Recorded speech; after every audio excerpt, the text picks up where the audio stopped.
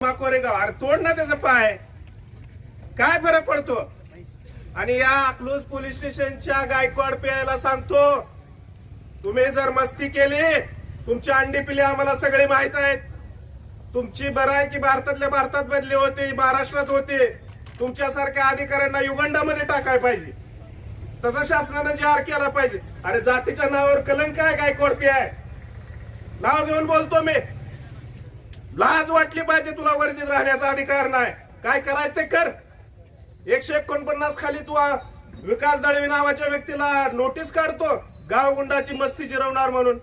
अरे तुला एवढं पोलीस प्रशासनाचं गांभीर्य आहे, तुला सीबीआय गुप्तचर यंत्रणा तुझ्याकडे दिली पाहिजे, अकलूज पोलीस स्टेशनकडे.